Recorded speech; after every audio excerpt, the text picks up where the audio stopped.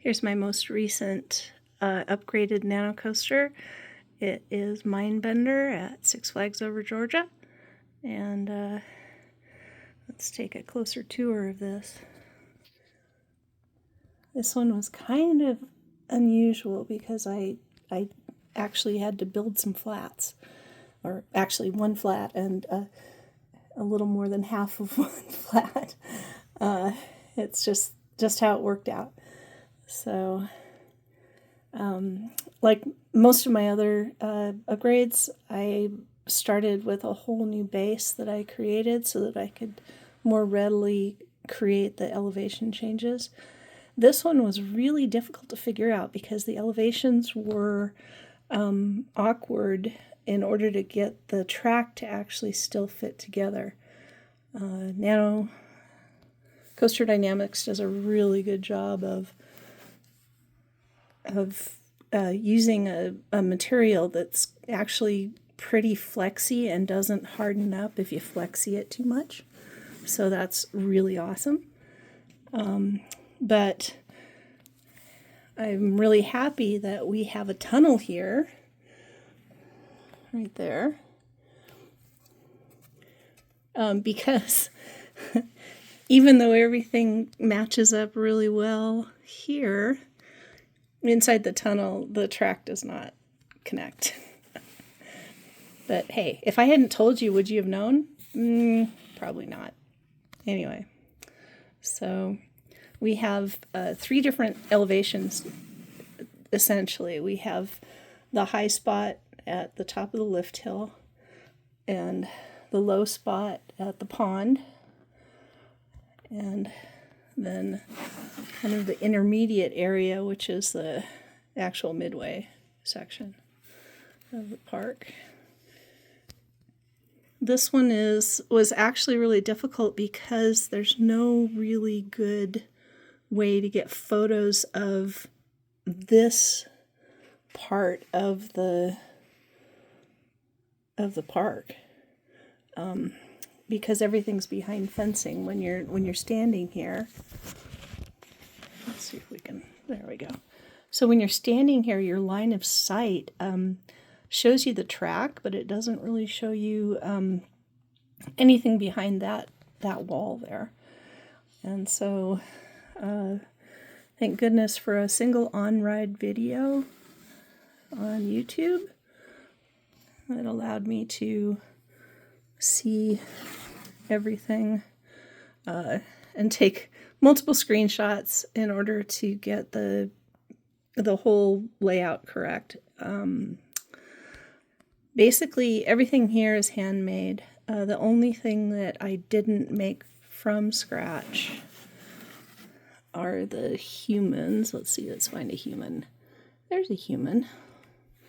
So this is 1 to 450th scale-ish. Probably should have been closer to 1 to 500 or maybe 550 scale.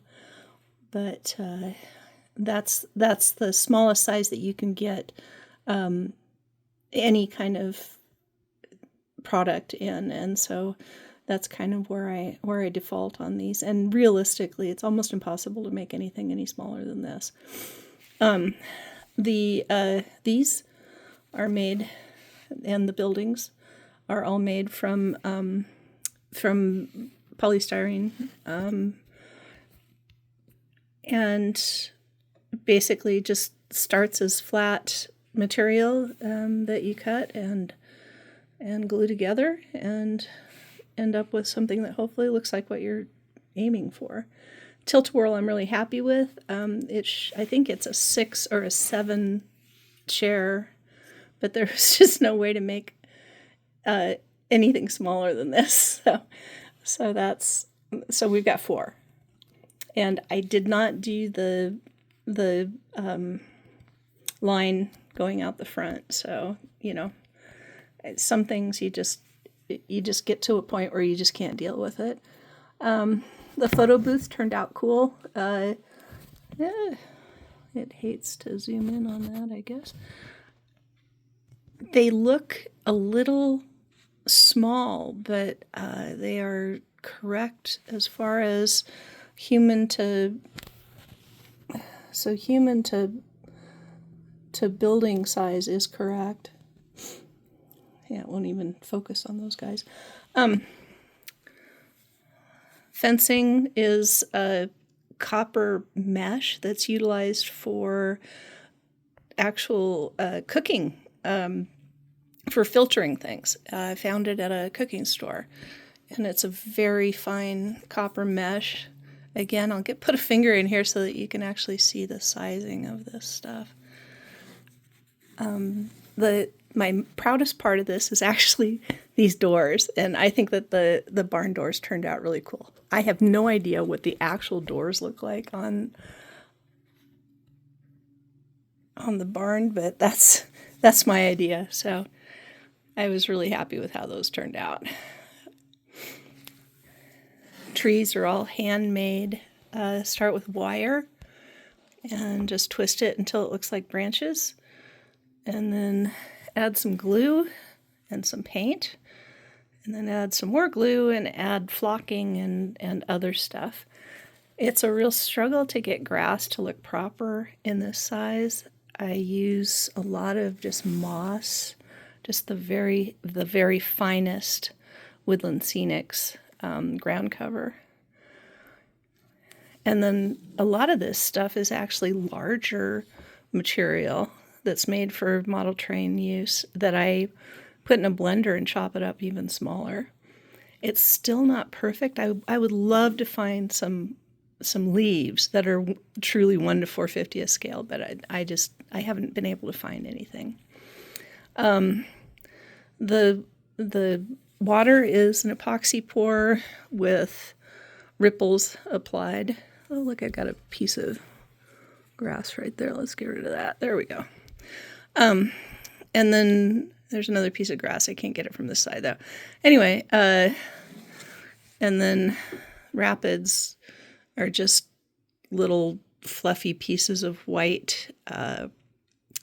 It's supposed to be snow tex, but I made it into water ripples. And that's it. This one took me a lot longer than it should have, just simply because I actually took a vacation in the middle of it. So getting back into it afterwards, I had to kind of remember where the heck I was with it. But I'm relatively happy with how it turned out. I think Fury is still my best kit yet, but this one was really a challenge, and I had a fun time doing it. Thanks for watching.